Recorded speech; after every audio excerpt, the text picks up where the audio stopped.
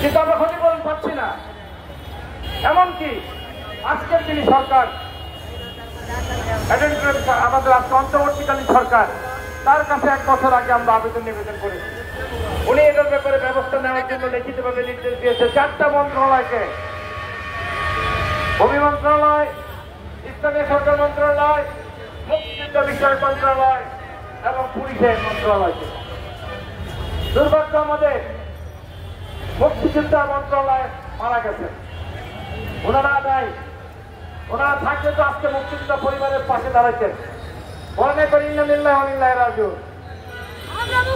আমাদের মুক্তিযোদ্ধা মন্ত্রণালয় বলে কিছু নাই, থাকলে তো মুক্তিযুদ্ধের পাশে দাঁড়াইত। তাহলে এরা কি হয়েছে? এরা মারা গেছে। এখন বাকি হল স্বরাষ্ট্র মন্ত্রণালয়। স্বরাষ্ট্র মন্ত্রণালয় আমাদেরকে এই মিটিং মিছিল করার জন্য কিছুটা নমনীয় ভাবে সহযোগিতা করতেছে। তারা যদি সহযোগিতা না করতো, এতদিনে কি হইতো? ভাঙচুর শুরু হইতো। এতদিকে লড়াইটা কি হইতো? আইন হাতে তুলে নেওয়ার লড়াই হইতো। কাজেই তারা অত্যন্ত বুদ্ধিমানের মতো পরিচয় দিয়েছে। 24 থেকে তারা শিখেছে কিছুটা। সেই কারণে আমাদেরকে মাঝে মাঝে বাধা দেয়। আমরা সচিবালয়ে ঘেরাও কর্মসূচি দিয়েছিলাম, আমাদেরকে দায়িত্ব দেয় নাই, বাধা দিয়েছে। আমাদেরকে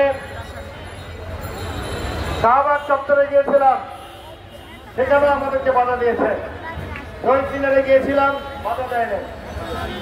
কষ্ট হচ্ছে, আমরা যখন কোনো কিছু আন্দোলন কর্মসূচি দেই, পুলিশ আমাদেরকে ভদ্র ভাষায় বাধা দেয়, বলে যে দেখেন আমরা তো অসহায়, আপনারা বেঁচে থাকেন, লড়াই করেন, আপত্তি নেই, সরকার নিশ্চয়ই আপনাদের কথা শুনবে। তারা আমাদের ব্যথাটা খুঁজে, কিন্তু যুদ্ধের মাঠে তারা আমাদের প্রতিপক্ষ, আমরা প্রতিপক্ষ। কখন যে ভাই যুদ্ধ শুরু হয়ে যায় আমি জানি না। কালকে দেখছেন না ছাত্ররা পুলিশের সঙ্গে লড়াই যুদ্ধ শুরু হয়ে গেছে। কখন যে কোন দিক দিয়ে কোন রাজনীতিবিদ, কোন দিক দিয়ে কোন হাত পার্টি আমাদের আন্দোলনকে, শান্তিপূর্ণ আন্দোলনকে অশান্ত করে তোলে আমরা জানি না। আমাদেরকে বেশি দিন রাজপথে রাখা মানে কি? সরকার বাহাদুর, আপনি কিন্তু বিপদে থাকবেন, আপনি যদি বিপদে আছেন, আমাদের গায়ে যদি আসল লাগে, আমার বস্তিবাসী যদি কোনোভাবে ক্ষতিগ্রস্ত হয়, আমার মুক্তিযুদ্ধ পরিবার যদি কোনোভাবে ক্ষতিগ্রস্ত হয়, আপনার মন্ত্রণালয় মুক্তিযুদ্ধ দরকার নাই আমার।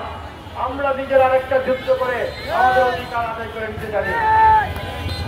সরকার বাহাদুরকে বলছি, আপনার অসুবিধা কোথায়? আপনি আদালতের আদেশ পারেন না, আপনি বস্তিবাসীদের পুনর্বাসন করতে আপনার টাকা লাগে না, সেটা বাস্তবায়ন করতে দেন না। বাইরে আপনার হয়েছে নাকি? হাসিনা তো মাথা খারাপ করে রাজাকারের বাচ্চা বলে দেশ ছেড়ে বিদায় হইতে হয়েছে। আপনাকে বিদায় হইতে হবে, আরো অপমান হবে। আমরা তো আপনার বিদায় চাই না। অনেক কষ্ট বিনিময়ে, অনেক লড়াই সংগ্রাম করে আপনাকে আমরা প্রতিষ্ঠা করেছি। আমাদের প্রধান উপদেষ্টা উনি তো নির্দেশও দিয়েছিলেন এই সমস্যা সমাধান করার জন্য। তাহলে কেন সেই আপনার নির্দেশ পালন হচ্ছে না? এই কেন জবাব কি আপনি চাইতে পারেন না আপনার কর্মচারীদের কাছ থেকে? এদের একটা হেডার পত্রিকা আছে, কৃষি ডাকাতেরা ক্ষতিপূরণের হিসাব নিয়ে ছাত্রী করছে।